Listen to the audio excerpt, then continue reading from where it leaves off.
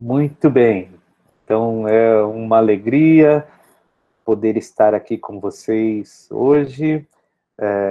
Nós estamos, então, inaugurando mais uma edição do nosso projeto Universidade Aberta, que este ano tem como tema a Agenda 2030 e o cuidar do mundo na lírica de Cora Coralina.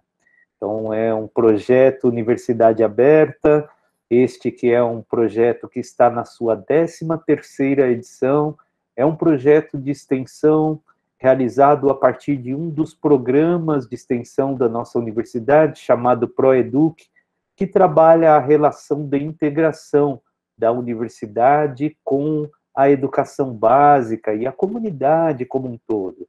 Então, é um projeto que propõe levar saberes sistematizados, arte, cultura e ciência como discussão e trazer também o saber popular, as contribuições da comunidade para dentro da universidade. Este ano é uma comissão organizadora que todos os anos assim se reúne ao redor das propostas desse projeto, decidiu como tema a Agenda 2030 e o cuidar do mundo na lírica da Cora Coralina. Por um lado, pela pertinência, pela urgência, pela necessidade de discutirmos esta agenda mundial ao redor de iniciativas para alcançarmos um desenvolvimento sustentável, justo, equitativo, inclusivo, né? E, por outro lado, sempre nas edições do projeto Universidade Aberta, nós tentamos dialogar estes temas mais amplos da sociedade através de um fio condutor. E este fio condutor nós encontramos na vida e na obra da Cora Coralina, uma mulher que aos seus 75 anos, se eu estiver equivocado, a professora Hebe vai nos corrigir, iniciou a sua publicação, na verdade, porque ela já escrevia há muito tempo, né?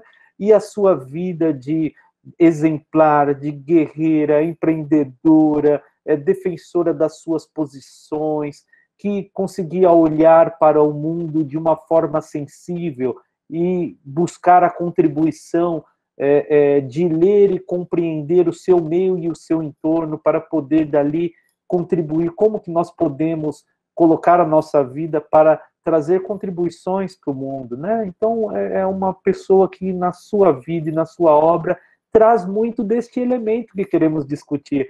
Que cidadão precisamos nós construir e resgatar para, então, alcançarmos avanços civilizatórios nestes temas que envolvem os 17 Objetivos do Desenvolvimento Sustentável. Então, aí nós começamos a trabalhar, a refletir por esta via, buscando trazer arte, trazer ciência para discutirmos estes temas. O projeto este ano está, então, estruturado em 3 eixos temáticos. Um primeiro deles, que discutiremos, inclusive, na mesa de amanhã, são os Objetivos do Desenvolvimento Sustentável e a Agenda 2030. Então, a partir dos nossos convidados, como o professor doutor Ladislau Dalbor e a professora doutora Raquel Pereira, nós discutiremos este tema a fundo, né, sobre quais são as compreensões mais amplas de desenvolvimento e como alcançamos isso, que contexto este que nós estamos trabalhando estes objetivos e esta agenda para o ano de 2030. Num segundo eixo, a vida e a obra da poeta e escritora goiana Cora Coralina. Nesta ocasião, né, nós teremos aí uma exibição de um vídeo construído aqui com o nosso laboratório de hipermídias da Universidade de São Caetano, que também agradeço todos que participaram dessa construção. Nós tivemos a oportunidade de gravar uma entrevista com a Vicência Bretas Tarran, que é a filha caçula da Cora Coralina. E ela contou as suas histórias de afetivas com a sua mãe, que é uma riqueza muito bacana, muito particular, podemos escutá-la, né, a versão dela sobre quem foi esta mãe, esta escritora, esta poetisa, essa guerreira empreendedora. E, posteriormente à exibição desta entrevista, nós teremos, então, a professora Nádia Patrícia Ribeiro, que vai trazer como nós podemos trabalhar na educação a Cora Coralina, né? Que contribuições ela traz à pedagogia, né? E às atividades pedagógicas. Depois, um eixo 3 é, de fato, a cooperação e empatia, este cuidar do mundo que deve começar de dentro para fora, das nossas instâncias individuais. Então, nós teremos ali uma mesa com convidados como o Zisman Neyman, que é um especialista em sustentabilidade e desenvolvimento sustentável, que vai trazer muitas práticas, muitos elementos, né, esforços da comunidade, dos indivíduos, de cada um, para contribuir com esse tema, e também uma experiência muito boa, que é o podcast, o Cuidar, Verbo Coletivo, pela Bruna Angolt e a Regina Estela Correia Vieira, que são as fundadoras desse podcast, que tem um trabalho sobre o cuidado, sobre como nós podemos discutir este tema por estas vias do cuidar do mundo. Então, será uma programação muito boa, né, que fica já estendendo o convite a todos vocês para participarem. Além destas mesas principais, nós temos durante o dia diversas programações que podem contemplar aí a participação de todos vocês, que consultem a nossa programação. Depois eu deixo aqui no chat o link para vocês acessarem ao nosso site, tá? E no último dia, na sexta-feira, nós teremos a 11ª edição do seminário Universidade, Cultura e Sociedade, integrado à Universidade Aberta, que é um seminário que trará um olhar, uma reflexão sobre a Cora Coralina a partir de duas escritoras, né, a Dalila Teles e a Dione Barreto. E vai ser essa atividade, então, mediada pelo nosso professor, que também é poeta e escritor, o professor Joaquim Celso Freire, que ainda, apesar de ter falado, o professor está aqui com a gente, né, acompanha, presente. O professor Joaquim Celso Freire é um dos fundadores deste projeto, então nós agradecemos também aí a presença, né, e a idealização desse projeto também, Universidade Aberta, junto com a nossa escola de comunicação aqui da USCS, lá atrás, quando trabalhamos o primeiro tema, né, com Machado de Assis. Bem, então, dito estas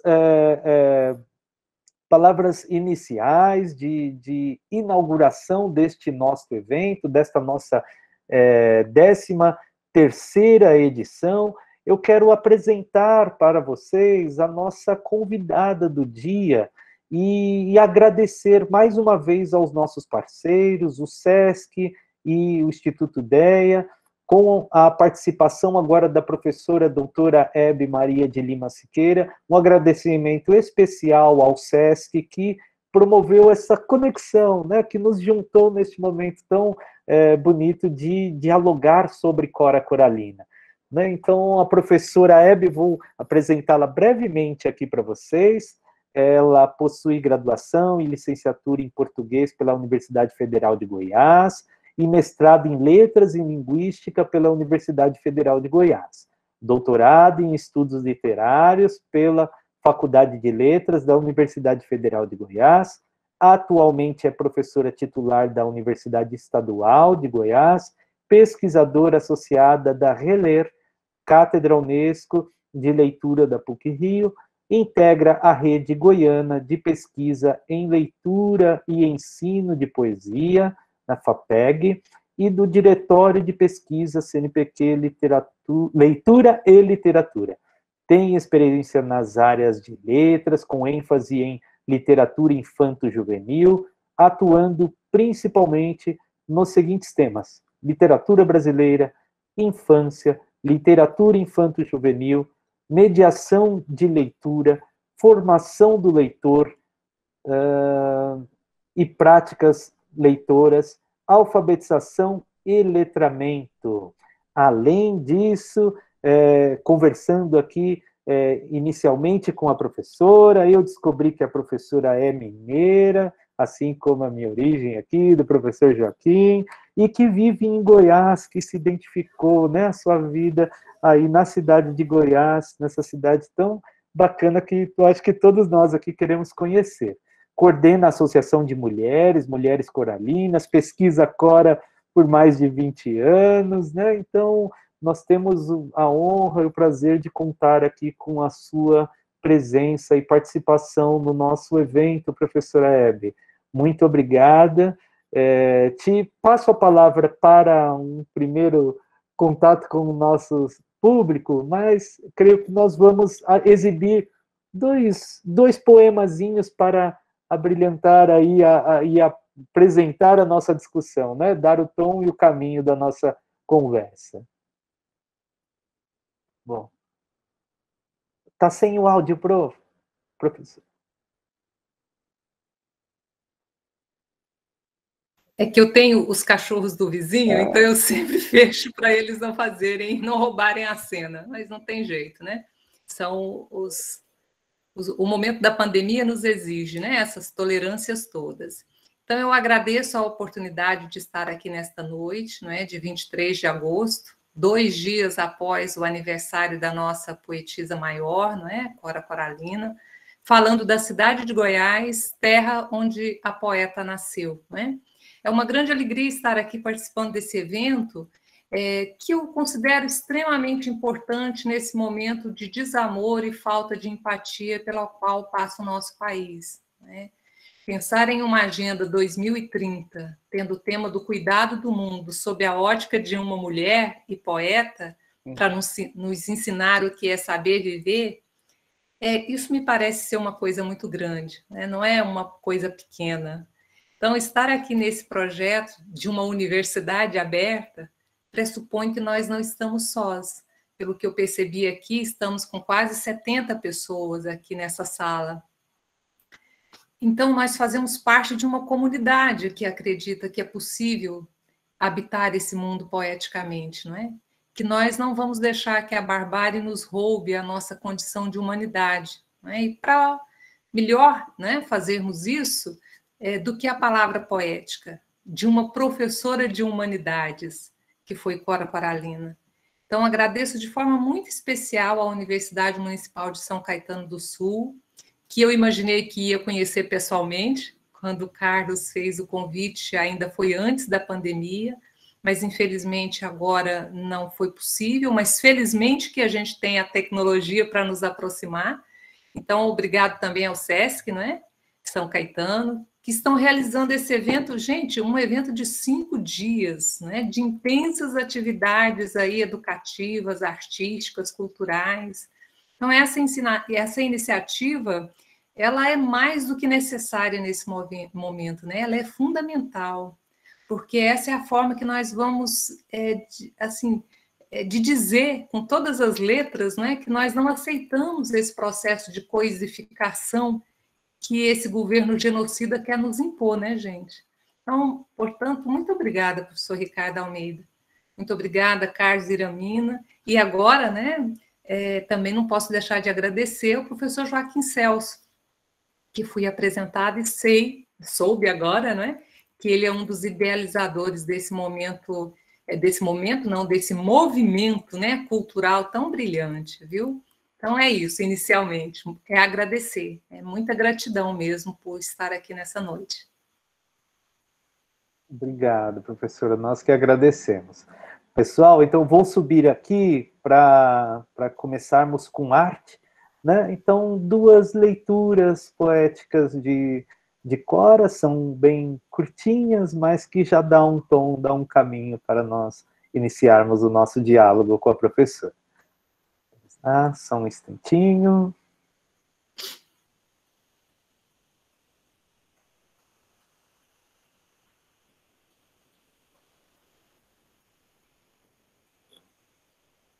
Sou feita de retalhos, pedacinhos coloridos de cada vida que passa pela minha e que vou costurando na alma. Nem sempre são bonitos, nem sempre são felizes, mas me acrescentam e me fazem ser quem eu sou. Em cada encontro, em cada contato, vou ficando maior. Em cada retalho, uma vida, uma lição, um carinho, uma saudade que me tornam mais pessoa, mais humana, mais completa. E penso que é assim mesmo que a vida se faz, de pedacinhos de outras gentes que vão se tornando parte da gente também. E a melhor parte é que nunca estaremos prontos, finalizados. Haverá sempre um retalho novo para adicionar à alma. Portanto, obrigada a cada um de vocês que fazem parte da minha vida e que me permitem agradecer minha história com os retalhos deixados em mim. Que eu também possa deixar pedacinhos de mim pelos caminhos e que eles possam ser parte das suas histórias. E que assim, de retalho em retalho, possamos nos tornar um dia um imenso bordado de nós. Cora Coralina. Você quer saber?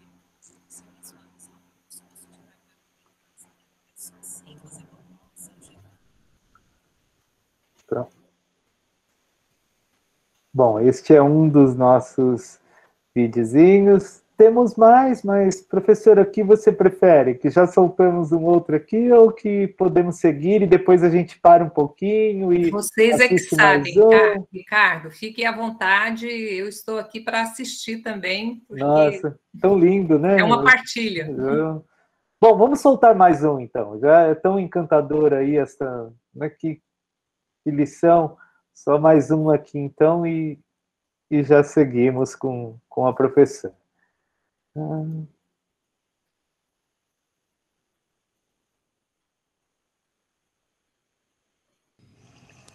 nasci Ana e era chamada de Aninha, Nikita. Quando eu era menina, brincava com formigas e imaginava um exército de poderosas guerreiras.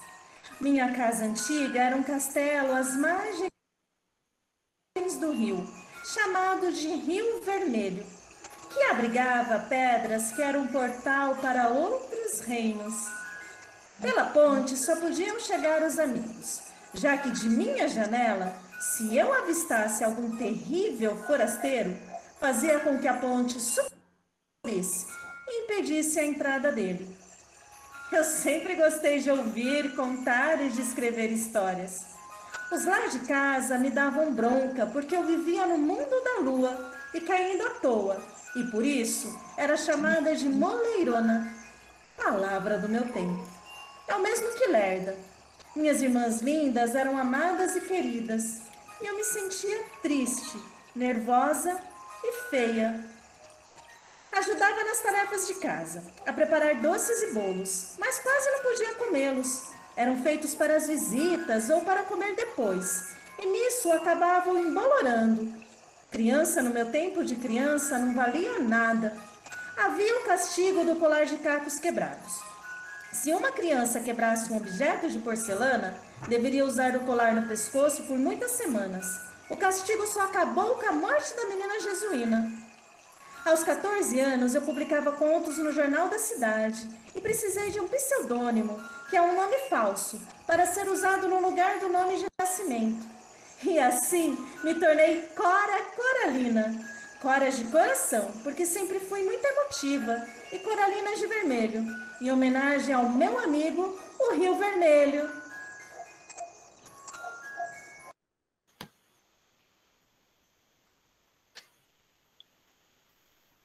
Muito bom.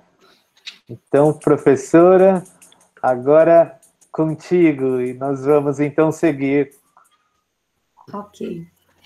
Como eu disse para você inicialmente, Ricardo, eu vou aproveitar, não é, essa oportunidade para, ao apresentar Cora, ao trazer algumas considerações em torno da obra e da vida de Cora, apresentar também uma outra poeta, que também é do estado de Goiás, e que foi amiga desde a juventude da poeta Cora Coralina. Antes de começar, eu quero parabenizar, não é, as pessoas que fizeram os vídeos. Eu penso que levar a poesia para dentro da sala de aula ainda é um desafio muito grande. Como a poesia ela é avessa ao processo de avaliação, né, a poesia ela não se presta, não é, digamos assim, ao trabalho que tem que ser quantificado, né, que tem que ser avaliado de alguma forma mais, digamos, convencional. E, por isso, muitas vezes, as escolas fogem do texto poético. Então, se não é possível fazer uma avaliação do texto, muitas vezes esse texto é deixado um pouco de lado. Então, levar o poema para dentro da sala de aula é alguma coisa que pressupõe a formação desse sujeito literário que a gente tanto defende, não é? Então, de antemão, quero parabenizar, né, as pessoas que construíram os vídeos, que é dessa forma mesmo que nós vamos conseguir formar esse leitor que a gente precisa tanto, essa leitora que a gente precisa tanto para mudar a realidade do nosso país, né? Então, Cora Coralina, ela nasceu Ana Lins dos Guimarães Peixoto Bretas, não é? Ela nasce na cidade de Goiás, no dia 20 de agosto de 1889. Portanto, 20 de agosto, não é? O sábado passado, a sexta-feira passada, nós comemoramos os 132 anos de nascimento da poeta, não é? E ela vai se identificar mais tarde como uma geração ponte. Por que ela se identifica como uma geração ponte? Porque ela diz que ela está marcando, né, o momento de uma república velha e de uma república velha não, né? Ela marca o momento de transição para a república e também o momento da abolição da escravidão, né? Então ela vai, de certa forma, se intitular como uma geração ponte, né? Aquela que vai ligar o novo ao velho, né? Ela vai sempre voltar ao passado para construir a matéria da sua poesia, mas ela também vai buscar o futuro, né? Ela é clara em vários textos que ela escreve de dizer que ela está dialogando com a geração que ainda há de vir, porque as pessoas do tempo que ela escreveu não estavam preparadas para compreender a dimensão da sua obra. Então, vejam, ela toma do passado a matéria da sua poesia, mas ela dialoga com aqueles que ainda iriam vir para compreender a sua poesia, não é? Então, o seu processo de alfabetização, o poema que foi lido, o segundo poema que foi lido, ele trata um pouco disso, né, da infância dessa menina.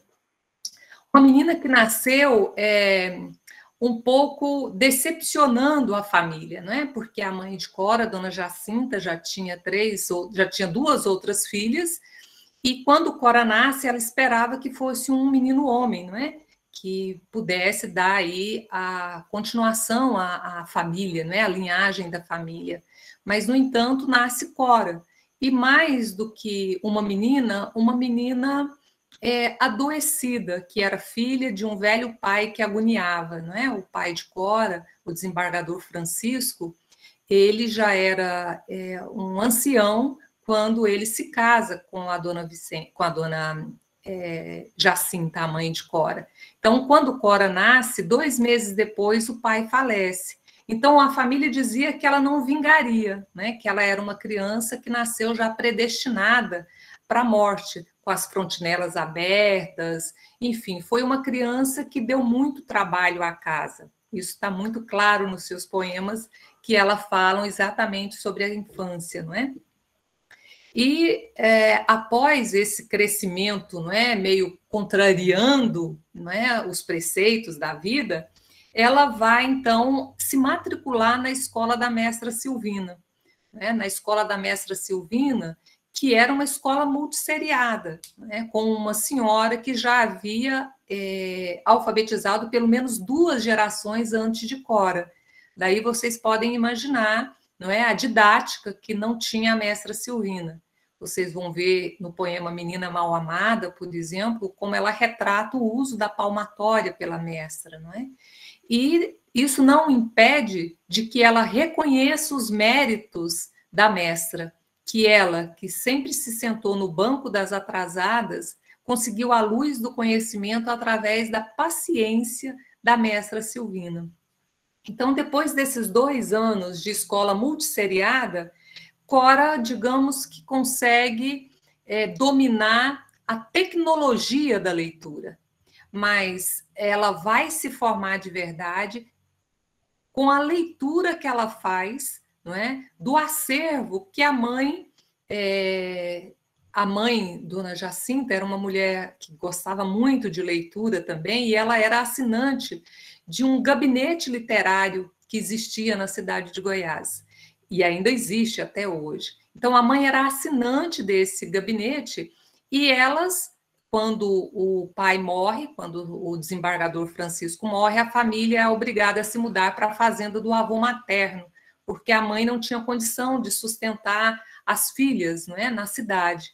E Cora, então, vai completar o seu processo de alfabetização e vai se tornar uma leitora bulímica, né, como a gente diz, e vai completar o seu processo de autodidaxia, lendo os jornais e os livros que a mãe faz chegar à Fazenda Paraíso.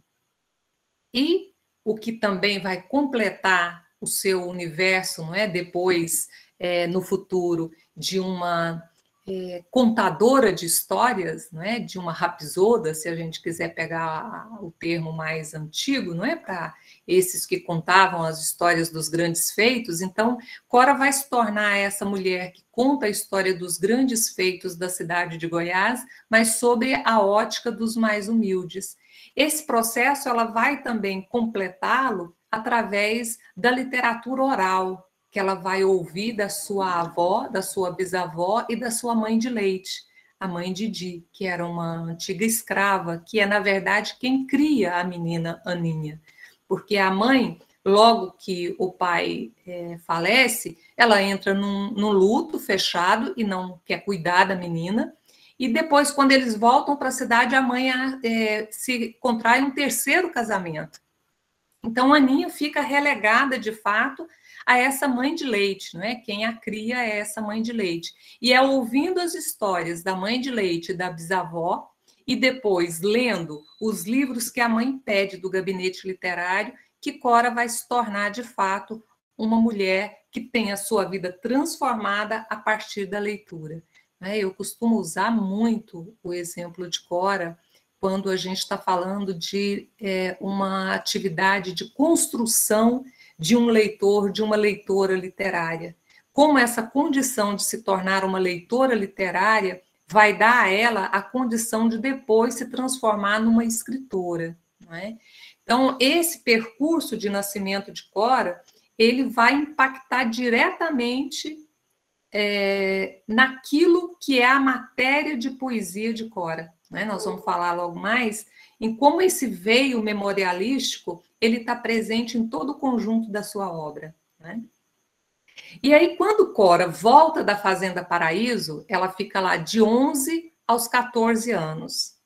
Quando Cora volta para a cidade estava vivendo um momento de ebulição cultural muito grande.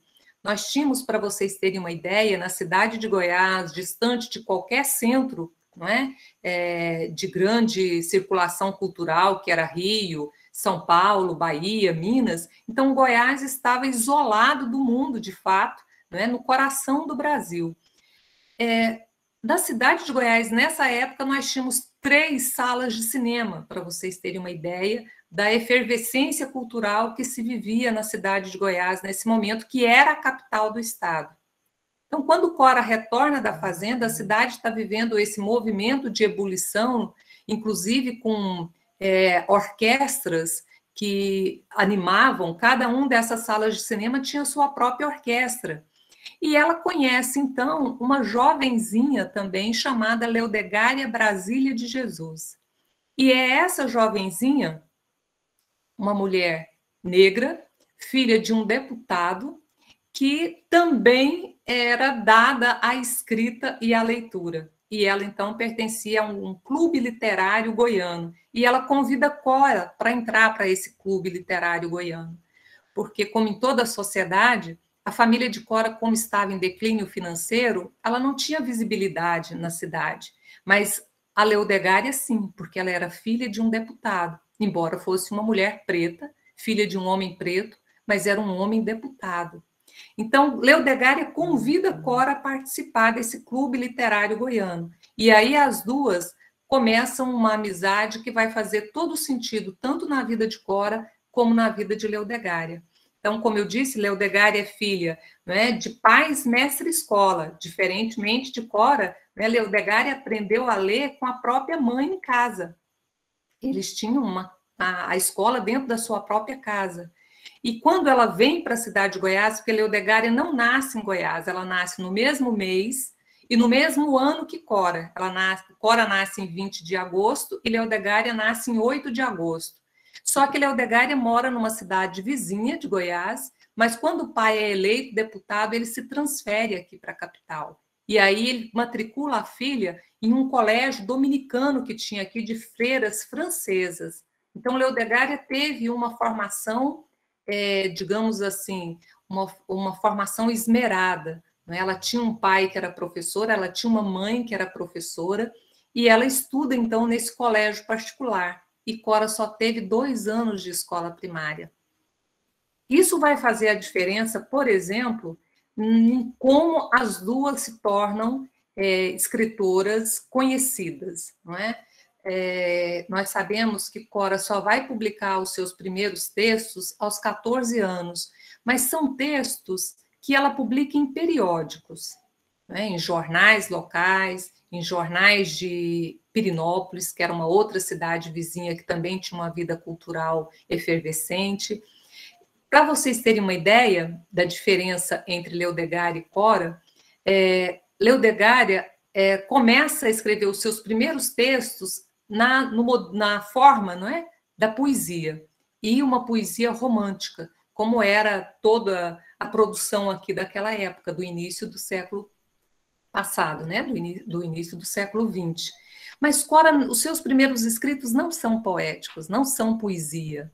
O primeiro texto que ela escreve, que ela publica num diário, num anuário histórico aqui da cidade, se chamava Tragédia na Roça.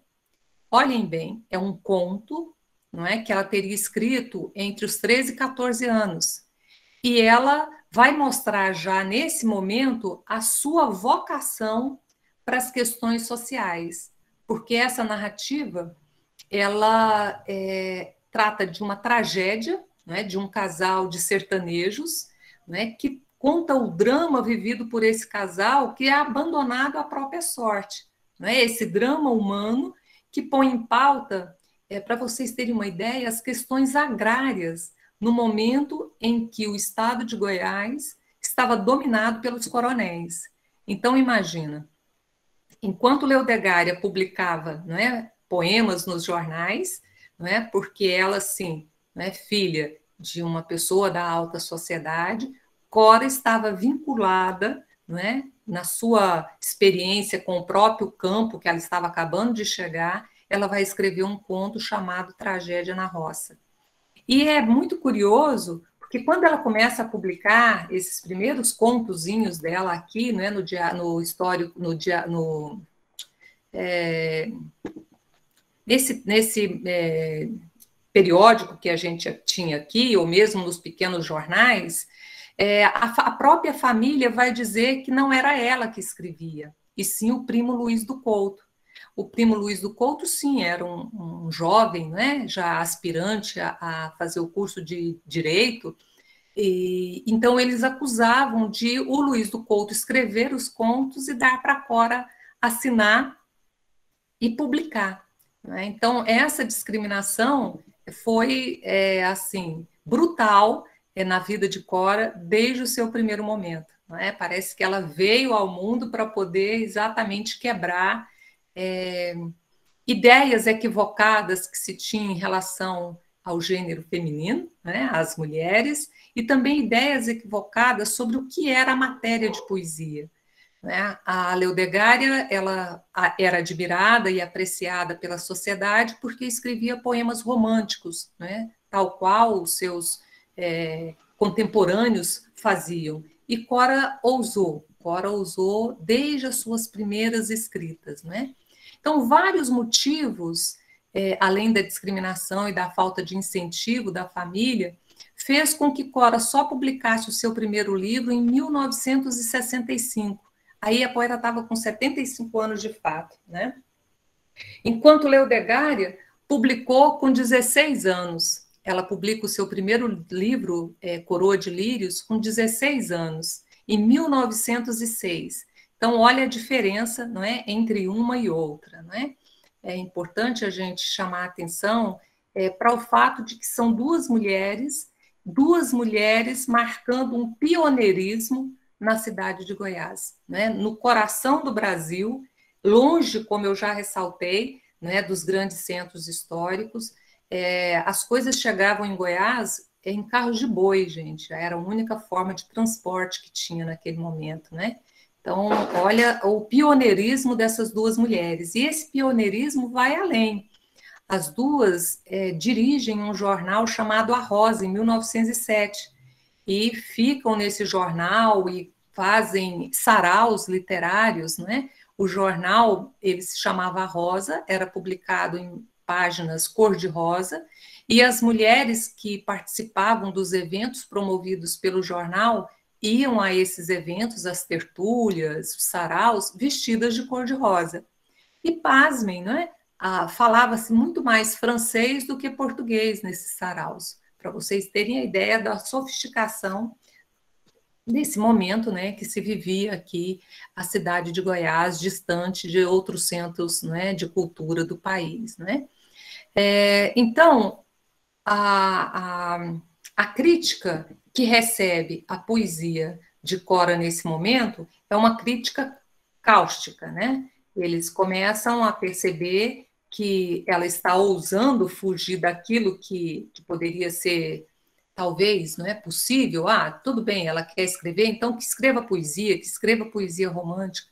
Não, mas ela já começa a quebrar paradigmas também como escritora desde o seu primeiro momento, não é?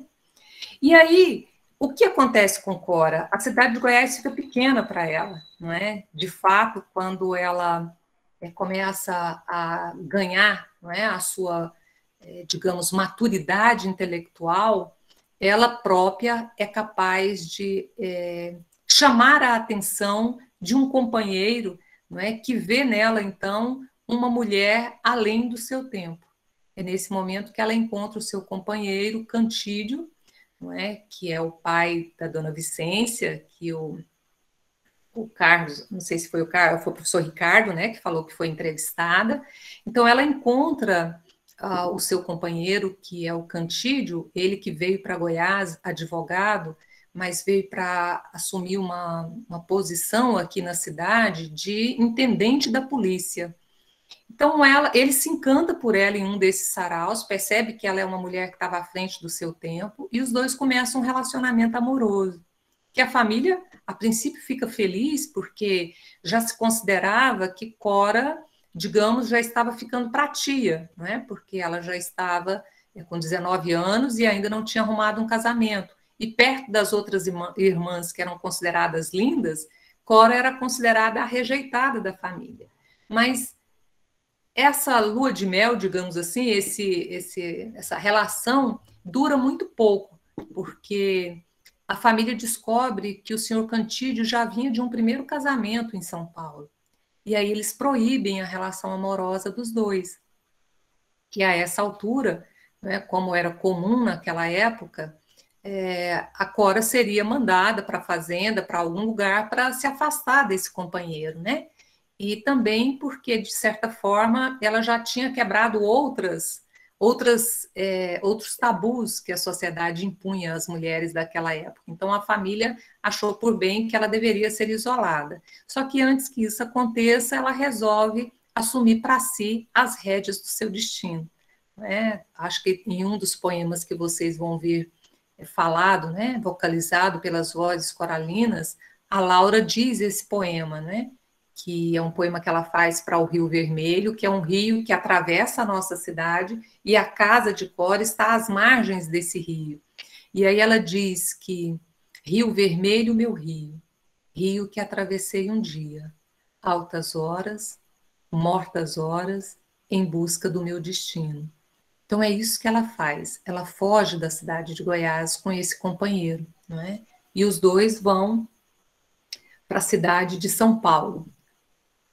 E curioso é que Leodegária, a amiga da infância e juventude, já havia saído de Goiás, porque o pai, por conta de uma desavença política, não é? O partido republicano que ele estava associado, estava vinculado, perde as eleições aqui e ele começa a ser perseguido politicamente. Então a família tem que sair de Goiás, né? E ela tem que acompanhar o pai porque ele também já está com um problema de visão, ele está perdendo a visão.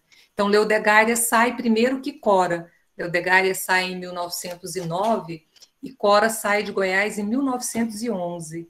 Só que ela sai de Goiás e vai parar exatamente na casa de Leodegária para descansar no meio do caminho até chegar a São Paulo. Então, olha para vocês verem como a vida dessas duas mulheres sempre vai estar muito próxima, sabe? As duas vão ter destinos completamente diferentes, mas as duas vão estar sempre muito próximas. Há aí uma amizade solidária, uma amizade intelectual que é muito bonita e que é preciso que seja dita e seja lembrada, sabe? Por isso que eu faço questão de sempre falar das duas quando a gente está fazendo qualquer fala em relação a Cora. Então, Cora, ela sai de Goiás não por desejo, digamos assim, não é? Eu penso que ela faz aí um exílio involuntário, não é? Ela toma essa decisão para se preservar e também para preservar o fruto que ela já trazia dentro dela, não é? Ela sai de Goiás grávida desse companheiro, por isso ela precisa deixar a cidade, não é? E ela diz que ela sai acompanhada desse homem que não estava contaminado com os preceitos de Goiás, de que moça que lia Almeida Garré não dava boa dona de casa. Vocês não acham que essa passagem desse poema nos diz alguma coisa sobre o modelo que ainda se esperava até agora há pouco, né? A gente viu isso nas mídias, de que as mulheres precisavam ser belas, recatadas e do lar, não é? Então, Cora não queria ser bela, recatada e do lar. Então, ela imaginava que tinha encontrado um companheiro que não estava contaminado desses preceitos, né? Porque ela era uma moça que lia e declamava Almeida Garré nas festas. E ele se encantou com ela, aparentemente, por isso, né? E assim eles vão para Jaboticabal, né? Lá eles se estabelecem, e desde esse primeiro momento, essa natureza, né, de ser uma ativista no sentido bacana mesmo da palavra, uma ativista política, social, não é? Já está muito latente em Cora, né? Ela já é uma pessoa que se engaja em todos os problemas nas cidades por onde ela passa. Em Jaboticabal não é diferente, ela vai se envolver com a Liga da Igreja Católica, ela faz campanhas para arrecadar leite, agasalho, pão, alimento para as pessoas carentes da cidade, mas ela também faz plantio de árvores e também faz plantio de roseiras. E ela propõe para o prefeito de Jaboticabal arborizar a cidade, que as cidades precisavam ter árvores, não é? Para elas manterem a sua qualidade de vida, não é? Depois eles se mudam para a capital de São Paulo e lá a gente percebe que já há um certo atrito nesse relacionamento dela com o companheiro. Lendo a sua biografia, não é? Tem um livro que se chama Raízes de Aninha, que é um pouco o estudo da documentação que existe sobre Cora. Então, lendo os jornais, lendo os seus depoimentos, os depoimentos que ela dá para a televisão, a gente vai percebendo que essa relação com o companheiro passa a ser uma relação de muitos conflitos, né? O marido se encantou por ela num determinado momento, mas a partir do momento que ela passa a ser a mãe dos seus filhos e ela quer continuar tendo uma vida, né, de atividades culturais, sociais, isso começa a incomodar, não é? E causar algum atrito nesse relacionamento. Tanto que ele se muda para uma cidade próxima, dizem que é porque ele estava andando atrás de clientes que estavam poucos, mas, na verdade, a gente percebe que há já uma disputa entre os dois, porque ela também escreve para o mesmo jornal que ele escreve, e ela perde 2 crianças ainda prematuras, e ele começa a acusá-la de negligência em casa. O fato é que, quando ela vai para a cidade de São Paulo, na capital, ela já vai sozinha com os filhos. E lá ela precisa sobreviver, não é? O marido continua contribuindo com alguma coisa, mas ela precisa sobreviver. Então ela transforma a própria casa numa pensão para acolher mulheres, não é? Que vinham do interior para poder estudar, não é? E depois ela ainda vai ser vendedora de livros da José Olímpio. Imaginem, não é? Uma poeta, uma mulher com uma formação própria, né, autodidata, mas com uma formação, acho que qualquer editora gostaria de ter uma vendedora como Cora, né, porque antes de vender o livro, ela lia todos os livros, né.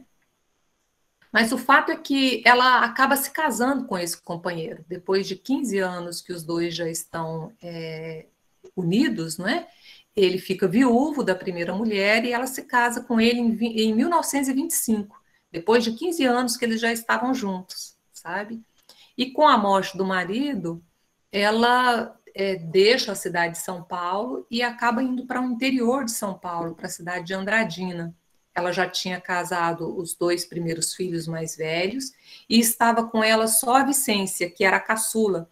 Ela disse que a Vicência nasceu na menopausa, não é? Então a criança que ainda tinha com ela quando ela vai para o interior é a Vicência.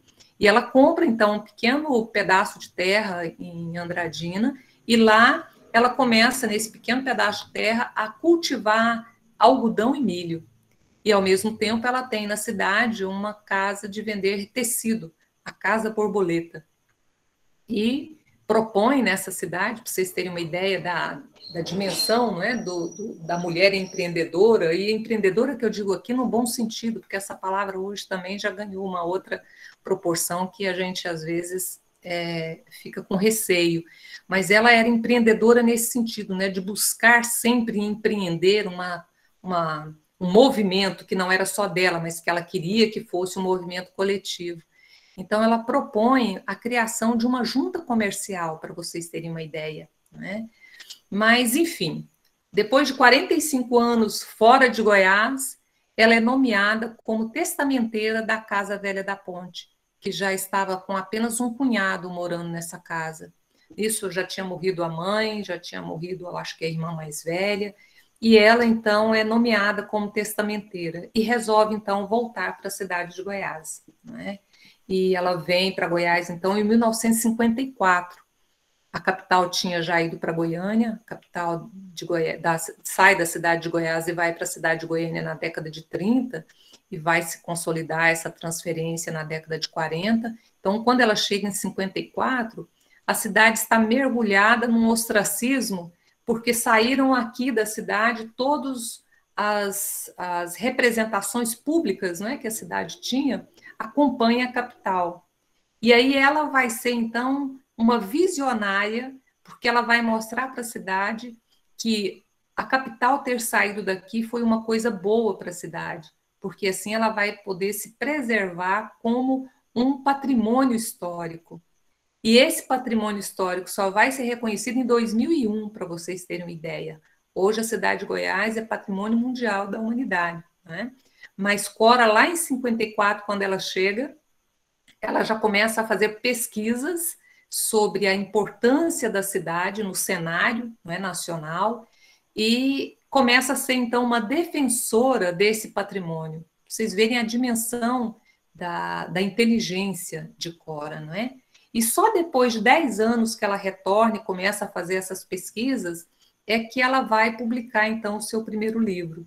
E é muito curioso, porque é óbvio que ela já tinha poemas que ela tinha escrito, não é? Ainda em São Paulo, ainda em Andradina, por exemplo, o poema do Milho, que é um clássico da sua poesia, talvez o poema mais analisado de Cora seja o poema do Milho, que é seguido da Oração do Milho, que já foi musicado, e é assim um dos poemas mais declamados de Cora, mais vocalizados. Ela escreveu quando ela vivenciou a experiência de fato de uma agricultora de milho em Andradina. e outros poemas que ela escreveu também, mas ia sempre para o fundo da gaveta. Ela diz que só quando ela chega em Goiás é que ela achou a inspiração para escrever e botar para fora aquilo que estava no armarinho da memória.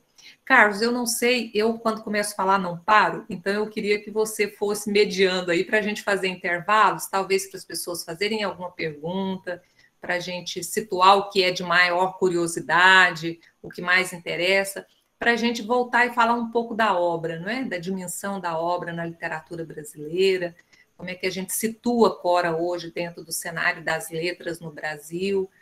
Mas, enfim, quero fazer essa pausa porque eu não paro. Eu me empolgo e a gente vai até a meia-noite aqui falando. Ai, que bom, e a gente fica aqui encantado acompanhando essa história tão bacana, né? Uma delícia de escutar aí, professora. Amigos, alguém quer fazer algum comentário, alguma curiosidade de todos presentes? Alguém quer, nesse momento? Professora, também tem uma questão, acho que o Carlos, nós conseguimos receber o vídeo também, acho que nós podemos subir quando você achar de interesse, se achar que dá para passá-lo e depois seguir já para entrar também, poderia ser talvez até momento. para dar um alívio, né, para as pessoas não ficarem com a minha voz só na cabeça. Não, mas a gente está aqui, se tiverem como eu, a gente está compenetrado aqui, está muito bacana acompanhar essa história. Ouvir um pouco os poemas para depois a gente voltar para a obra, talvez seja bacana, viu, Ricardo? Legal. Bom, deixa eu perguntar aqui para o nosso amigo Carlos, tudo bem? Você acha que consegue subir daí? Oi, Ricardo. Oi, querido. Vou tentar aqui. Vamos tá ver. Bom, vamos ver.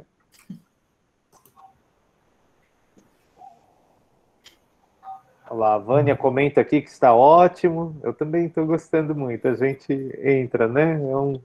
É uma delícia. É uma história de vida muito curiosa, né? Não é? Eu falo que Cora ela daria uma tese, 2, 3, 4, só pela mulher incrível que ela foi.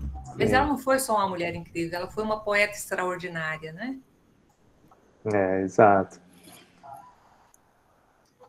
E Antônio Cândido diz isso em relação à obra do Tomás Antônio Gonzaga. Ele diz que não dá para a gente estudar a obra do Tomás Antônio, de ler a lira, não é? Que ele dedica a Marília, sem saber que ele está preso numa masmorra, que a história de vida do Tomás se cruza, né, com a história das liras.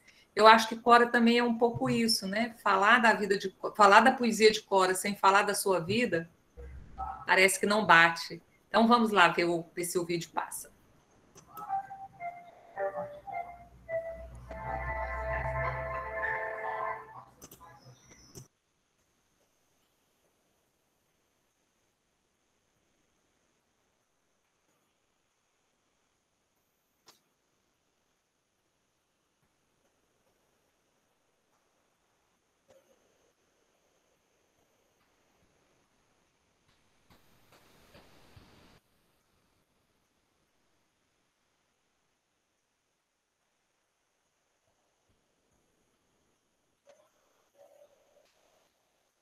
Para mim está travado, Ricardo. Eu não sei se para os demais está.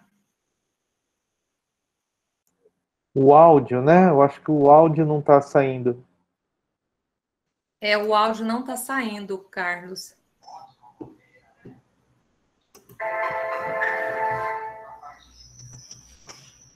Parece que agora sim, ele deu um... Escutamos aqui, ó.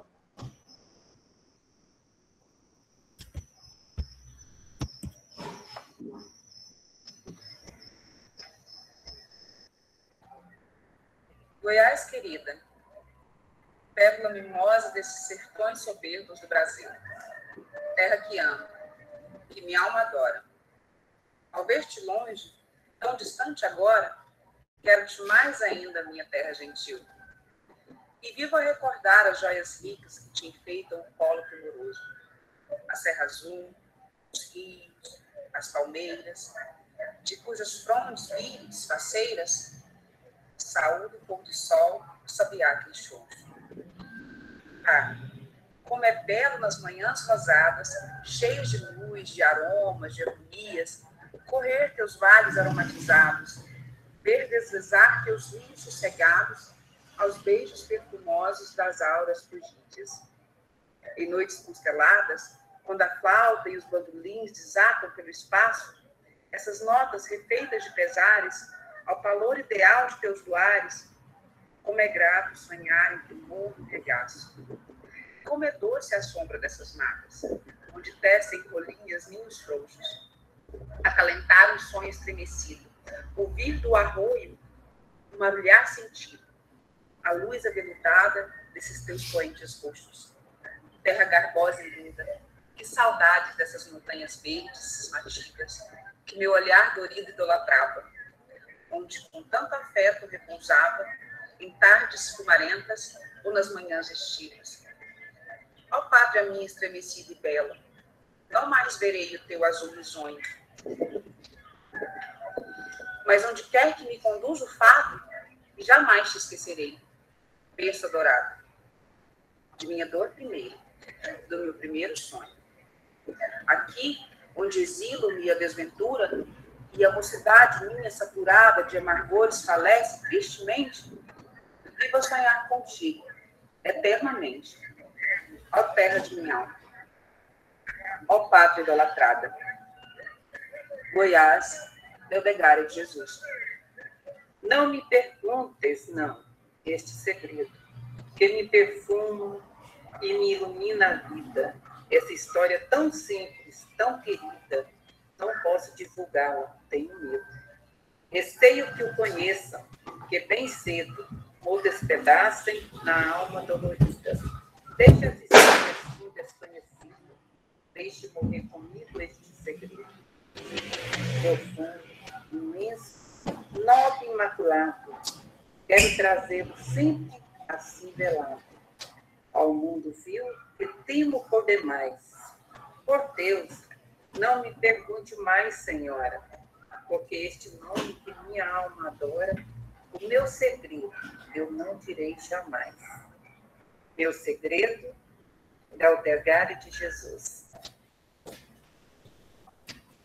Longe do Rio Vermelho, fora da Serra Dourada, distante desta cidade, não sou nada, minha gente. Sem rebuço, falo sim. Publico para quem quiser. Arrogante, digo a todos. Sou Paranaíba para cá. E isto chega para mim. Rio Vermelho, meu rio. Rio que atravessei um dia. Altas horas, mortas horas. Há 100 anos. Em busca do meu destino. Da janela da casa velha, todo dia de manhã, tomo a benção do rio. Rio Vermelho, meu avôzinho, dá sua benção para mim.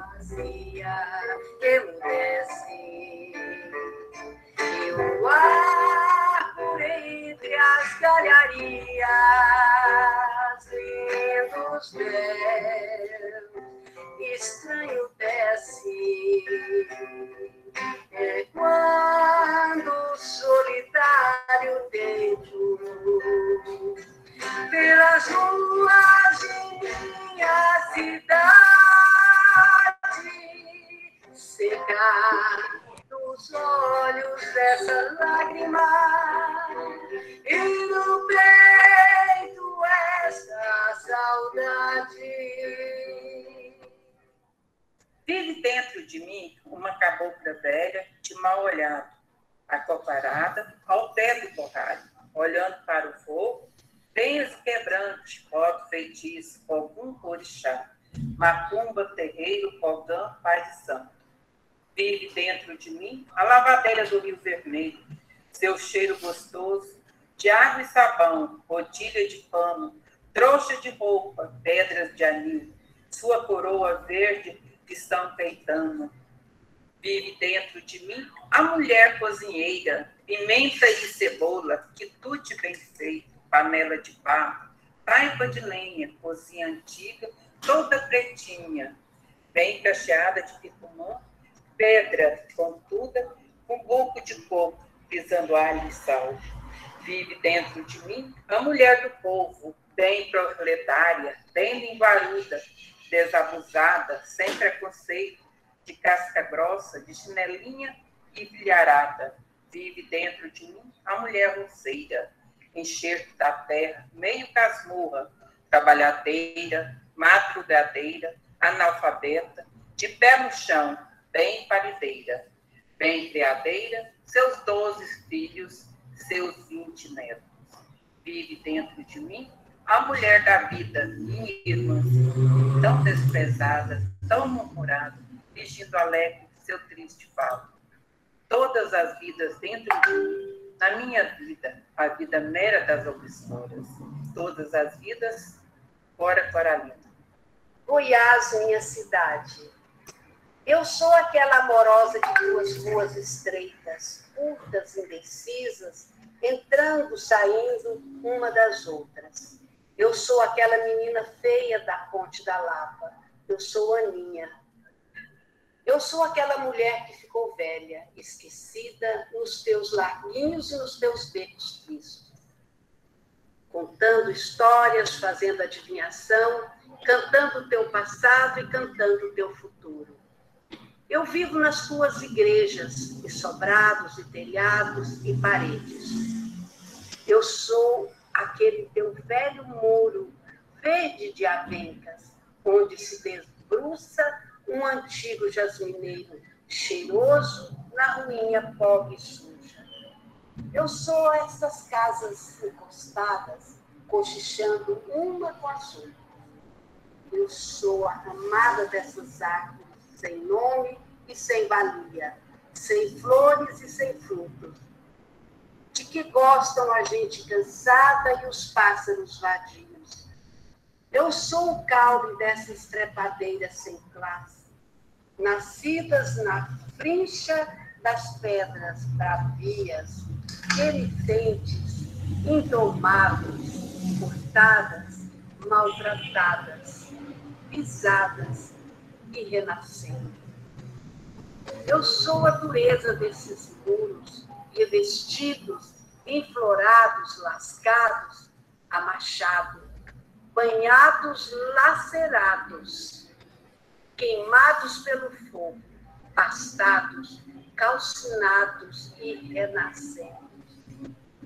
Minha vida, meus sentidos, minha estética, todas as vibrações de minha sensibilidade de mulher têm aqui suas raízes. Eu sou a menina feia da Ponte da Lapa. Eu sou a Aninha. Minha cidade, Cora Coralina.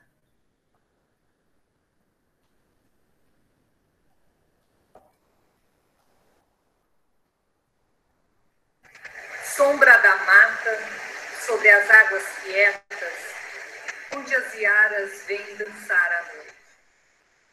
Não, mentira. Façamos versos sem mentir, onde batem roupa as lavadeiras pobres. Sombra verde dos morros, no poço fundo da Carioca, onde as mulheres sem marido, carregadas de necessidades, mães de muitos filhos, largados pelo mundo, batem roupa nas pedras, lavando a pobreza, sem cantiga, sem toada, sem alegria. Quero escrever versos verdadeiros. Por que será, Senhor, que a mentira se insinua nos meus versos? Onde vive você, poeta meu irmão, que faz versos sem mentira? Vida de lavadeira, fora Coralina. Eu sou a velha mais bonita de Goiás. Namoro a lua, namoro as estrelas, me dou bem com o meu vermelho, tenho segredos com os morros que não é de adivinhar. Sou do Beco do Mingu, do Larguinho, do Ritintim. Tenho um amor que me espera na Milda Munchorra, outro no Campo da Forca. Gosto dessa rua desde os tempos do Bioco e do Batuque. Já andei no Chupa-Osso. Saí lá no Zé Moleza. Procura enterro de ouro. Vou subir o Cantagalo com 10 roteiros na mão. Se você quiser, moço, vem comigo. Vamos caçar esse ouro. Vamos fazer água, loucos no poço da Carioca. sair de baixo nas pontes, dar que falar às bocas de Goiás. Já bebi água do vinho na concha da minha mão. Eu fui velha quando era moça. Tenho a idade de meus versos. Acho que assim fica bem. Sou velha namoradeira. Lancei a rede na lua. Ando catando as estrelas. Não conte pra ninguém, Cora Coralina. Não quero o brilho, as sedas, a harmonia da sociedade, dos salões pomposos. Nem a falaz ventura fugidia desses festins do mundo tão ruidosos. Prefiro a calma solidão sombria em que passo meus dias nebulosos. Sinto-me bem aqui, à sombra fria da saudade de tempos mais ditosos. Eu quero mesmo assim viver de lado, das multidões passar desconhecida, me alimentando de algum sonho amado. Nada mais quero, a nada mais aspiro. Teu pasto afeto que me doira a vida, meus livros, minha mãe e meu pesquisa, meu desejo, Leodegária de Jesus.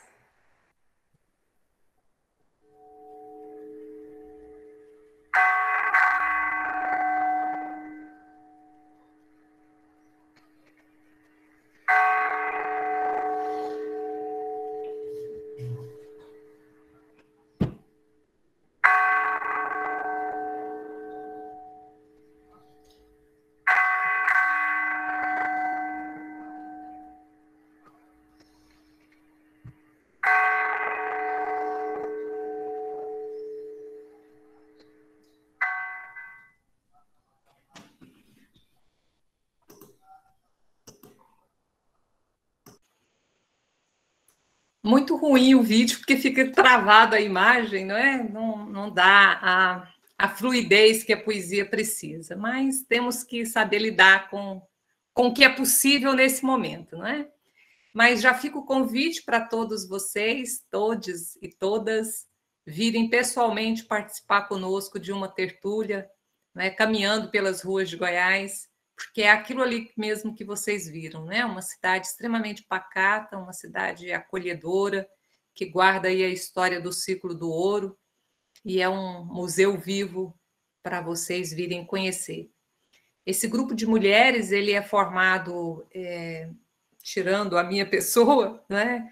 É todo formado por mulheres da comunidade, que são garis, paneleiras, lavadeiras, diaristas, cuidadoras. São mulheres que nunca imaginaram que poderiam ter o direito à literatura. E, no entanto, hoje elas se sentem contempladas, não é? Na arte da poesia, que elas não só querem ouvir, mas também querem vocalizar para que chegue a outras pessoas. Então, esse é um projeto que, na minha compreensão da poesia de Cora, faz com que Cora esteja na boca das pessoas que ela gostaria que estivesse. A gente costuma dizer que o direito à literatura é um direito essencial a todo ser humano, e esse projeto aqui na cidade de Goiás está oportunizando isso, que as mulheres simples, as mulheres do povo, tenham o direito da fruição da obra de Cora Coralina. Todas elas sabem de cor um poema, todas elas têm orgulho de carregar uma camiseta onde está escrito Mulheres Coralinas, porque, de fato, Cora é essa mulher inspiradora, né, que foi tomada nessa perspectiva como um motivo inspiracional mesmo para esse grupo de mulheres, que tem buscado não só na sua independência financeira, porque elas produzem artesanato a partir da poesia de Cora, mas também uma independência intelectual, uma independência que ultrapassa só a questão de ter uma renda para se libertar das situações, né, às vezes, de violência, exatamente pela incapacidade de se acharem, né, pessoas capazes de terem nas mãos as rédeas do seu próprio destino, né? Então, Cora tem sido esse motivo. E Leodegária, como eu disse a vocês, está sempre também aliada a tudo que nós discutimos em relação a Cora. a gente estende a figura da Leodegária, porque no caso dela, nós temos, além da discriminação que ela sofreu por ser uma mulher, também a discriminação por ser uma mulher preta, né? Então, esse grupo, Vozes Coralinas, também empreende, não é, a tarefa de levar a conhecer a poesia de Leodegária. Deixa eu pegar aqui. Como a gente estava dizendo da condição de leitora, levar a condição de autora, quero também destacar aqui, antes da gente entrar para uma discussão mais em torno da obra de Cora, destacar que essas mulheres que fazem parte desse coletivo, elas também começam a escrever os seus próprios livros. Aqui nós fizemos uma coletânea que se chama Narrativas do Afeto, Saberes das Mãos, Narrativas do Afeto. Então, a gente tem recolhido as narrativas dessas mulheres e elas próprias estão encadernando o livro, a gente está com um ateliê de encadernação, o livro é encapado com tecido, é bordada a capa, esse é destinado às mulheres da gastronomia. Estamos recolhendo agora narrativas com as mulheres da cerâmica e para o próximo ano vamos fazer um com as mulheres dos bordados. Então, é muito sintomático esse desejo de, ao se apropriar da leitura, também se sentirem desejosas de se apropriar da palavra escrita. Então, a gente está fazendo esse percurso e temos, inclusive, algumas que já estão escrevendo as suas próprias memórias também como poesia, sabe? No gênero lírico também. Então, isso é uma alegria que, para a gente, precisa ser socializada com vocês. Alguma pergunta, Ricardo, que você viu? Eu vi 1 ou 2 comentários aqui, senão a gente pode fazer... Eu não sei quanto tempo mais a gente ainda tem, ou se o nosso tempo já acabou, não sei qual foi a previsão que vocês fizeram, mas, enfim, a gente pode fazer 1 ou 2 comentários sobre o conjunto da obra e você me diz qual é o tempo. Não, sim, a previsão era de entre 1h30 de atividade, mas a gente ainda tem tempo... E sim, vamos aproveitar a participação e as curiosidades. Pessoal que quiser fazer alguma pergunta, alguma colocação, que faça ou pelo nosso chat, ou solicita a palavra para que possa aqui perguntar. Eu acho que fica até melhor, mais interativo, né? Se a gente puder abrir um bate-papo aqui, vai ser bem interessante. Então, professora, muitos agradecimentos, muita admiração por esse trabalho tão bonito, todo mundo ficou encantado aqui com a cidade, né? Todos disseram que não tem, muito gostoso te ouvir, muito bom a sequência aí do seu raciocínio tão completo sobre Cora, parabenizando você pelo trabalho, agradecendo, né, muitas falas aqui agradecendo a experiência. A Nádia colocou aqui que acompanha o projeto Mulheres Coralinas, que ela entende como muito inspirador. Que mais? Todos agradecendo muito a sua fala, a sua clareza e a profundidade. É muito inspirador este projeto, né? Bom, abro a palavra a alguém, ou dos nossos professores, ou dos nossos colaboradores, estudantes presentes, quem quiser fazer alguma colocação aqui para compartilharmos esse momento final com um diálogo.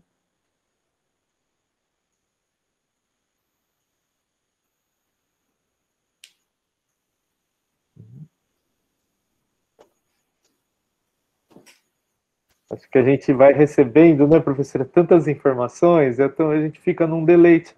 Né? É o tempo de decantar também isso tudo, depois para surgirem as questões, né? Exato. Eu espero que, de fato,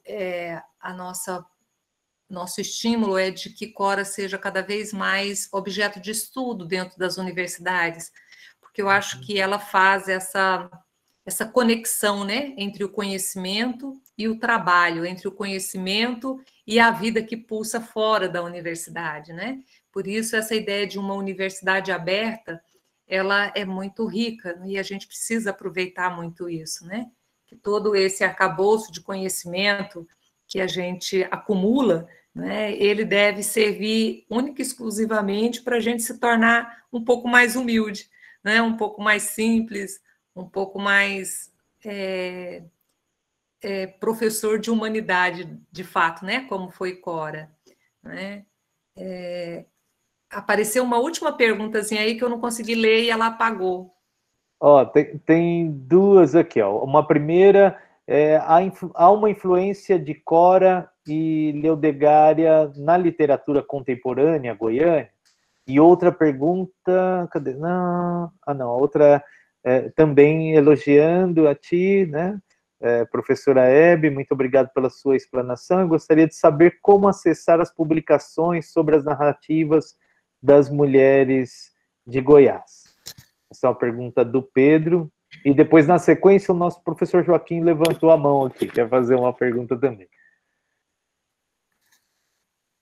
Posso fazer já, Ricardo? Já encaminho já? Pode, por favor. Então, na verdade, o seguinte, eu gostaria de ver as suas observações, professora. Ela não teve estudo formal, né, teve a segunda série, mas leu muito, né? Mas, por outro lado, observando as entrevistas dela e a própria escrita, ela utiliza uma linguagem refinada até, né? E eu imagino que se deve isso à leitura. Você tem alguma informação que você poderia ajudar os nossos jovens um pouco também sobre a importância da leitura nesse nosso refinamento da nossa relação com o mundo, né? Perfeito. Eu, quando estou falando com professores e tratando da importância do professor como um mediador de leitura, né, eu sempre trago Cora como sendo um exemplo, porque nós jamais vamos conseguir formar bons escritores sem nos dedicarmos, num primeiro momento, a formarmos bons leitores. Né? Então, assim, condição sine qua non, né? Assim, uma condição sem a qual eu não acredito que ninguém se faz escritor se não passar primeiro pelo processo, né, de formação como leitor, e especialmente como formação de leitor literário, que tem uma diferença muito grande. Não é? Então, assim, a gente vai ler os retratos da leitura no Brasil, a gente vai perceber que, às vezes, as pessoas até leem, não é que as pessoas não leem no Brasil. A grande dificuldade é lermos uma literatura de qualidade, não é? Uma literatura que, de fato, acrescente na nossa vida. Então, quem Cora leu? Cora leu os clássicos, gente. Quando vocês, por exemplo, tiverem acesso a esse primeiro conto que ela escreveu com 14 anos de idade, Tragédia na Roça, vocês vão ver que ela está repetindo, de certa maneira, uma cena do sertanejo de José de Alencar.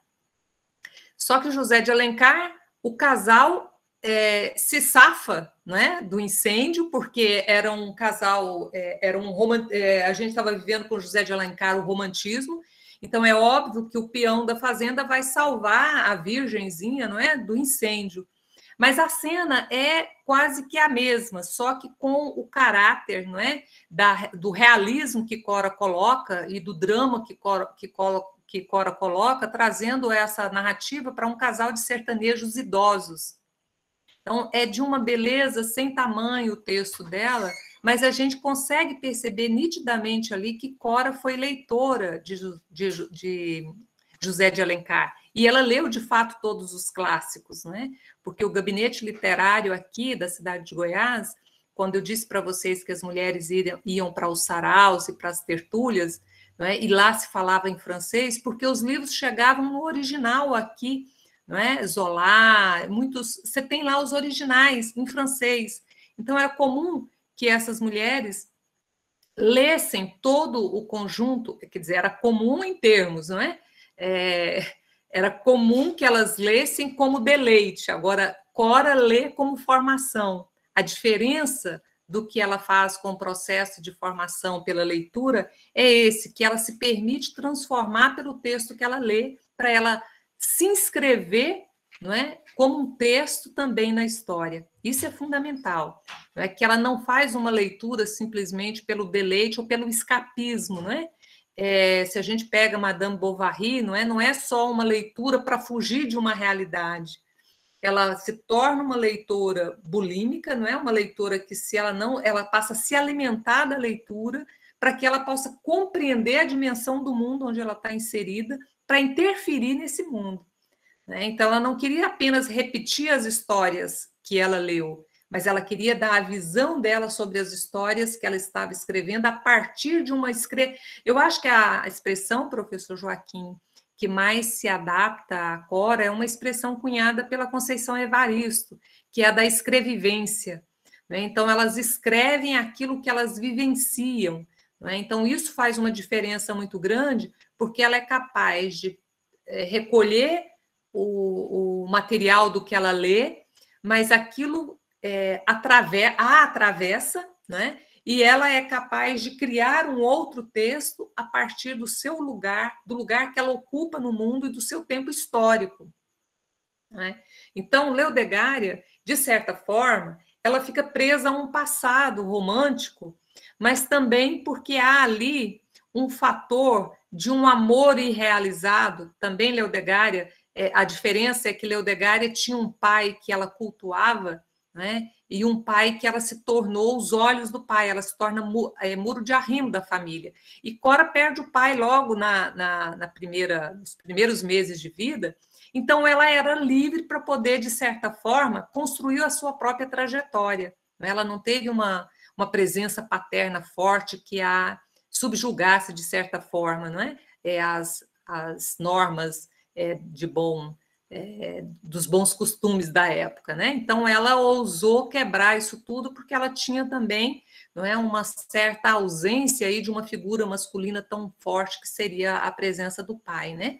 Mas mais do que isso, não é?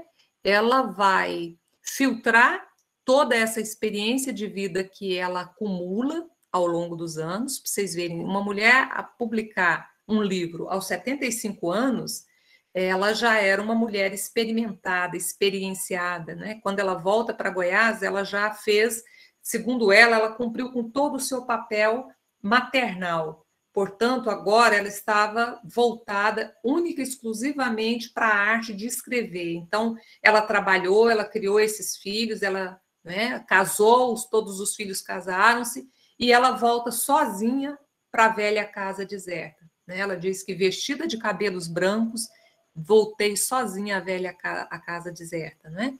E aí, para vocês verem que curioso, vocês imaginam que uma cidade do interior, se ela perdoaria uma mulher quebrar com todos esses atavismos, né, que a história impunha e ainda impõe às mulheres, né? Esse machismo naturalizado que a sociedade vive, imagina isso no interior, né? Mesmo que fosse uma capital do estado. Mas quando Cora volta, 45 anos depois, a população a recebe muito mal. Ela tem apenas uma família que abre para ela as portas da casa para recebê-la. Então, ela se fecha na sua própria, não é? No seu próprio universo, para poder passar a limpo os autos do passado. E aí, curiosamente, a cidade de Goiás hoje é conhecida como a cidade de Cora Coralina.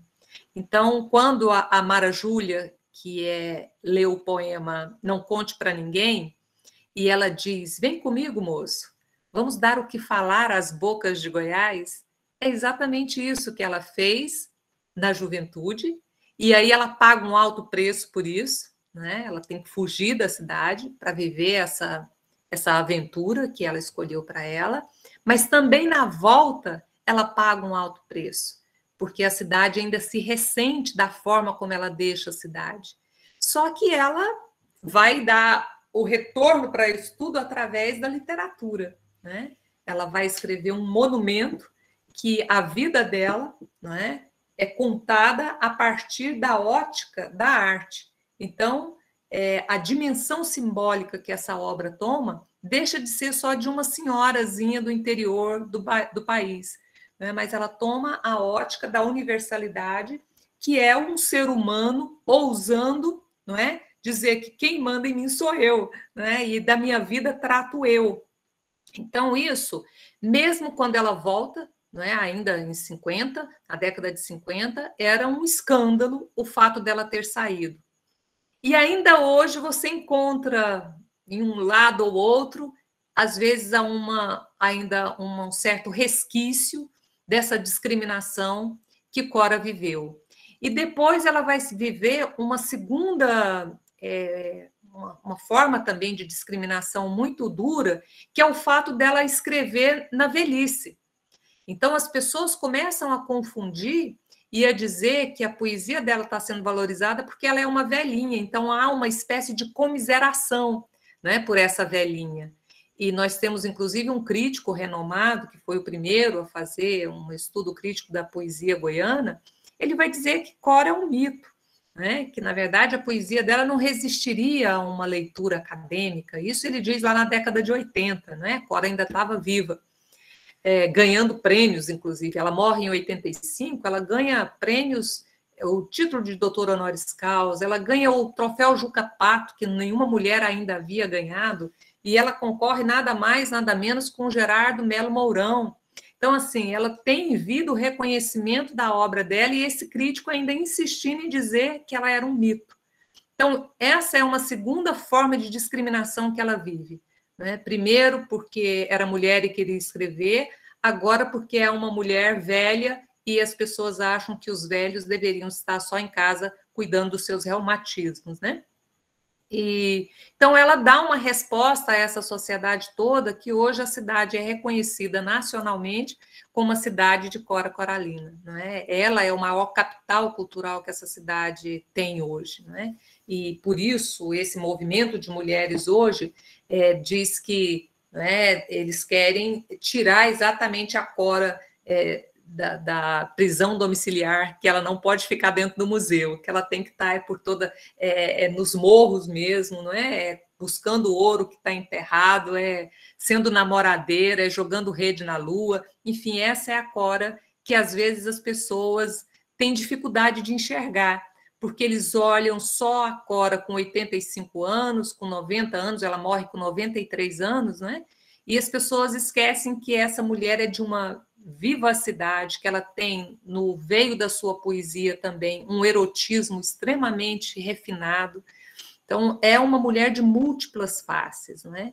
E isso é muito bacana porque ela amplia o olhar que a sociedade tem sobre a mulher. Então, ela é uma feminista sem se considerar uma feminista, e até porque, em determinados poemas, ainda fala alto aquela formação cristã que ela teve, não é? Em relação à mulher, em relação à pureza que a mulher deve ter, enfim. Mas hoje a cidade de Goiás é reconhecida mundialmente em função da poesia de Cora, porque se até a década de 80, como eu disse para vocês, alguns críticos, não é? E é claro, né, uma crítica feita por homens, né, dizia que a sua poesia não resistia a uma análise mais sofisticada, hoje ela é estudada não só nas universidades brasileiras, com muitas teses de mestrado e de doutorado, mas ela também é objeto de pesquisa na França, na Itália, na Alemanha, em outros países da Europa, na América Latina. Né? Então, hoje, essa ideia de que ela seria um mito já caiu por terra. Né? Hoje, a força da sua poesia está tão presente quanto a força da sua natureza, né, de ser humano que ousou não permitir que o fato de ter nascido no corpo de uma mulher fosse uma questão redutora da sua capacidade, né, produtiva, intelectual, enfim. A linha de força da sua poesia está centrada no seu veio memorialístico. Né? Ela faz da sua cidade, da sua gente simples, a matéria da sua poesia. Né? E ela não se filia, gente, a nenhuma escola, assim, especificamente. Quando eu digo para vocês que Leodegária publicou lá em 1906 e ela vivia um romantismo tardio no conteúdo e na forma ela era parnasiana, Cora ela não se deixa prender a um movimento literário, mas é óbvio que a gente vai ver, né, na sua poesia o hibridismo literário, e isso só é possível a partir da modernidade. Então, os poemas de Cora são poemas narrativos, né? Eles contam histórias. Né? Então, ela tem aí ainda que a gente chama de um germe do gênero épico. Né? Por isso que eu digo que ela é uma grande rapsoda, contando os feitos, não, né, os feitos heróicos dos heróis tradicionais que a história diz, não é? Por exemplo, ela não fala do feito dos bandeirantes em Goiás. Quando ela vai falar do Anhanguera, ela vai colocá-lo, o Anhanguera é o bandeirante, não é? Que descobriu, que fez a primeira bandeira exploratória no estado de Goiás, ela não vai colocá-lo na condição de um herói. Ela vai dizer exatamente que ele vem aqui para arrancar o ouro e levar, fazendo um embuste com os indígenas. Dizem que ele é chamado de Anhanguera, porque na língua indígena aqui isso significa diabo velho. Quando esse bandeirante chega, ele põe fogo num prato de água ardente para dizer para os indígenas, se eles não mostrassem o ouro, o bandeirante iria botar fogo nas águas do rio. Então ela conta essa história dizendo o quão cruel esse bandeirante foi. Então, ela não conta os feitos dos heróis que a história elegeu, a história oficial elegeu, mas ela vai contar os grandes feitos da gente simples dessa cidade. O poema que eu digo para vocês aí nesse vídeo, Vida de Lavadeira, ela está dizendo exatamente isso. Ela está dizendo que, para muitos, você vai romantizar e dizer que são as iaras que vêm, não é, cantar ali naquele poço fundo da Carioca. Mas ela mesma diz, não, mentira, façamos versos sem mentir, onde batem roupa as lavadeiras pobres. Então, ela não está contando a história dos mitos, né, que às vezes nos querem fazer acreditar. Ela está contando a história do seu povo, né? Então, ao nobilitar, né, ao dar nobreza às coisas do chão, às coisas rés, às coisas que estão aí, né, miúdas, o cisco, para tomar o Manuel de Barros, que é um poeta que eu comparo a ela quando eu a estudo, essas coisas do chão, os monturos de lixo, onde florescem as boninas perfumadas, não é? Onde apodrecem as galinhas e os gatos ao Deus dará. E quando ela elege os becos da cidade e a sua gente andrajosa, os loucos, as mulheres da vida, que ela chama de minha irmãzinha, né? Vocês viram no último verso do poema Todas as Vidas, além de trazer a cabocla, além de trazer a lavadeira, a cozinheira, a mulher, né, do povo, ela fecha com a mulher da vida. Né? Minha irmãzinha, fingindo alegre seu triste fado. Ou seja, ela escolhe cantar a lavadeira, mas ela coloca na lavadeira uma coroa verde de São Caetano. Quer dizer, ela está nobilitando essa mulher, né? Ou mesmo quando ela assume para si a vida de todas as obscuras, né? Ela se filia a uma estética comprometida com uma ética. Né? E isso a gente sabe que está lá no Adorno, né? Quando ele, no seu ensaio clássico, ele trata da lírica e sociedade. Então, portanto, a gente sabe que ela está, o modus, né, como ela constrói a sua poética, digamos assim, ela está, de certa forma, bebendo, né, no movimento de 22 que ela viveu em São Paulo, evidentemente. Ela se correspondia, para vocês terem uma ideia, com Monteiro Lobato. Né? E Monteiro Lobato foi um dos grandes idealizadores da semana, embora não tenha puxado, embora tenha havido ali, né, de certa forma, um racha, né, digamos assim, para usar uma palavra mais moderna, mas Monteiro Lobato foi um grande idealizador do modernismo no Brasil, não só um idealizador, mas ele mesmo, né, foi uma pessoa que buscou essa modernização para o país, tanto no parque que ele cria, né, de produção gráfica, né? Mas também na defesa de um petróleo, na defesa de um aço, enfim, Monteiro Lobato foi um grande sujeito e ela se correspondia com ele, né? Então ela pede para ele publicar textos dela na Revista do Brasil, que na época ele era o responsável, e ele vai dizer, não, aqui eu não publico poesia, mas indica para ela onde que ela pode ir para publicar. Então, imagina se ela não estava toda envolvida, não é, com esse movimento que a Semana de 22 promove, que é exatamente esse direito de inventar, esse direito de fugir de uma régua, né, de fugir, é o direito à experimentação. Então, é isso que Cora faz. Não é? Ela vai, então, fazer do seu canto, não é, um canto que perpassa não só a sua cidade natal e a sua infância, mas que ela canta em torno disso o próprio mundo, né? tudo que há e tudo que há nesse mundo, não é, de verdade, de beleza, né? Então ela é capaz, por exemplo, de escrever um poema em que ela vai dialogar com Pablo Neruda, e é incrível, ela tinha no Neruda, gente, uma admiração profunda. Ela escreve 2 ou 3 poemas para ele, mas ela tinha todos os livros do Neruda em casa, e em uma das entrevistas que eu tive acesso, que ela dá para um jornal, alguém pergunta para ela, sabe, diz assim, mas o que a senhora tem a dizer sobre Guimarães Rosa? Aí ela diz assim, olha, esse aí eu ainda não sei, mas poeta mesmo é o Neruda. Esse aí vamos deixar o tempo dizer. Isso foi numa entrevista anterior. Depois, em outra mais recente, ela vai dizer que na cabeceira da cama dela está O Grande Sertão Veredas, livro que ela tem indicado para muita gente. Então, antes, ela estava esperando o Guimarães Rosa dizer a que veio, né? Mas a referência dela é Neruda. Por que a referência dela é Neruda? Exatamente por conta desse poeta que canta também a América Latina, né? Então, eles têm uma identificação nesse sentido, né? Também com o telurismo, com essa defesa, dizer, por que esse programa, né? Esse movimento, eu chamo de movimento, não é um programa, esse movimento cultural, né, que o professor Joaquim idealizou aí, por que esse movimento está preocupado nesse momento com o cuidado do mundo, né? O poeta, que é a antena da raça, já está preocupado com isso há muito mais tempo. Ele está chamando a nossa atenção há muito mais tempo para isso. Mas é preciso surgir um vírus, não é? Um Covid novo aí, para botar as pessoas em quarentena, para elas começarem a perceber que eles não estão suportando conviverem com eles mesmos, né? Porque eles estão numa automatização de tudo, que a vida parece perder o sentido, né? Essa vida mesmo aqui, da gente parar, ouvir o outro, sentir o outro, ouvir o que o poeta está dizendo conosco, não é?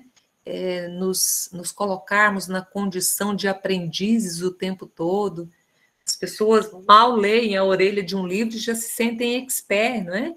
Eles leem aqui na internet 1 milhão de chamadas, né? A notícia ela é dada em tempo real hoje, né? As pessoas se sentem especialistas em tudo, mas não conseguem conviver, não conseguem ter empatia, né? Não conseguem estar numa mesma casa. O índice de violência doméstica durante a pandemia, gente, cresceu assustadoramente. No ano passado, 2020, 3 mulheres morriam a cada dia vítimas do feminicídio. Isso as que são registradas, né? E aquelas que a própria justiça, às vezes, descaracteriza o crime para não dizer que é feminicídio. Então, é isso, as pessoas não estão conseguindo conviver com elas mesmas e não conseguem perceber que esse planeta que a gente vive está pedindo socorro, né? Então, é preciso a gente voltar e ler a oração do milho, de Cora Coralina, né? E dizer, olha, a generosidade de quem, não é, com um grão é capaz de multiplicar e dar alimento, não aos nobres, mas o burro de carga, né? As pessoas simples, ela é a broa do sitiante, ela não é o trigo. Ela diz, olha, ela não canta o trigo, né? Ela canta o milho, né? Que é o exemplo dos povos ameríndios, né? Enfim, acho que ultrapassamos o nosso tempo, professor Ricardo, era 1h30 e já estamos com 1h42, e mal começamos a entrar na obra, né? Mas que delícia, professor. É uma pena que o tempo aí nos dite a regra, né? Porque está uma delícia ouvi-la e aprender tanto, né, sobre esta personagem que a gente trouxe esse ano para nos aprofundarmos na vida e na obra dela, né? E nós só temos a lhe agradecer por toda esta dedicação, por compartilhar tanto do seu conhecimento, sabedoria, pesquisa, trabalho, dedicação ao que você faz aí. Que trabalho lindo esse das Mulheres Coralinas, fantástico tudo isso. Então, eu acho que fica da nossa parte, em nome da Universidade de São Caetano, do SESC, do Instituto Ideia, dos professores, funcionários e estudantes envolvidos com este projeto, aos professores das escolas e os alunos das escolas aqui da região que participam com a gente, fica o nosso agradecimento. Eu, em nome de todos aqui, sem tentar, né, agradecê-la mesmo por toda essa contribuição, né? Que bacana poder contar com a sua presença no nosso evento, né? Isso enriquece muito, abrimos o evento com essa profundidade de reflexão e discussão, né? Então, nós somos muito gratos mesmo. Professor Joaquim, quer fazer alguma palavra de encerramento ou gratidão à professora? Não, Ricardo, eu proponho, também conhecemos muito mais sobre a Cora, e a fala da professora foi também muito cativante, tal qual a Cora foi. E eu pediria, então, Ricardo, que agradecendo a todos que você já agradeceu, mas eu acho que seria mais proveitoso que a professora Hebe fizesse aí um fechamento com as suas considerações finais. Então, professor, um grande abraço. Aliás, tem uma lembrança aqui, Ricardo. Isso, é isso que eu ia comentar aqui. Que o Pedro nos alerta aqui e convida a professora para o encerramento, que a Dalila Teles Vera, que é uma poeta aqui da região, que foi a responsável pela indicação de Cora ao prêmio Juca Pato, estará nessa mesa de encerramento dos nossos trabalhos. Então, ai, que alegria, não vou perder por nada. Então, tá bom. Que bom, professor. Então, a palavra sua para as considerações finais. Agradecemos todos que participaram aqui com a gente. Então, eu é que agradeço imensamente, professor Ricardo, e faço assim uma deferência muito especial ao professor Joaquim, porque eu penso que uma pessoa que idealiza um movimento como esse, pensa a universidade como ela precisa ser pensada, um lugar aberto, né? Um lugar que possa ter a pesquisa, que possa ter o ensino, mas que não esqueça jamais da extensão, né? O sentido desse tripé não pode ser, em momento nenhum, pesado, né? A gente sabe que, às vezes, as instituições como CAPES, CNPq, valorizam tanto, né, as publicações, mas a extensão precisa estar em primeiro lugar, porque senão não tem sentido um conhecimento que não é colocado, não é circulado entre as pessoas, a vida que pulsa fora da universidade também, né? E dizer que é uma alegria receber vocês na cidade de Goiás, assim que passar a pandemia, todos estão convidadas, todas e todes. Estamos construindo uma sede nova para a Associação das Mulheres Coralinas, e vocês podem acompanhar o nosso trabalho pelo Instagram, e nós também temos uma página no Facebook.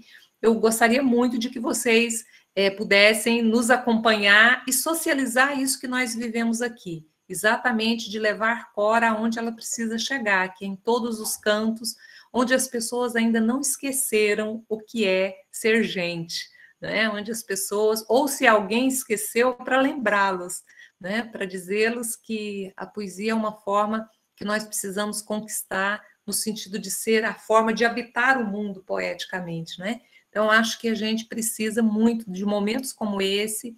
Fiquei encantada, porque a gente teve aí, durante o tempo todo, uma média de 70 pessoas, isso é um feito incrível, né? Então, parabéns aos organizadores, é sinal de que vocês têm muita credibilidade, não é? Obrigada, estou aqui à disposição e faço questão, Carlos, Iramina e Ricardo, logo que passar a pandemia, a gente ter uma atividade presencial, tanto aí quanto aqui. É só chamar que a gente vai, tá bom? Muito obrigada. Obrigado, Hebe. Obrigado, Carlos, em nome do SESC, Pedro, em nome do Instituto Ideia. Obrigado, Carlos. Um abraço para a Denise e um abraço para todos vocês aí do SESC. Obrigado, pessoal. Gente. Obrigado, Hebe, professora. Ricardo, Joaquim. Foi lindo. Eu que agradeço. Muito obrigada. Acompanhem a programação, pessoal. Entra abraço, lá, Pedro. tá? Tchau. Vou fazer uma foto aqui. Espera aí, vocês dois. Opa! O professor Joaquim já saiu, mas faço uma foto aqui. Depois, se você tiver tirado alguma, você me encaminha, viu, Ricardo? Um abraço. Um abraço, obrigado. Tchau, tchau. Tchau. Tchau, Carlos. Muito obrigada, querido. Tchau.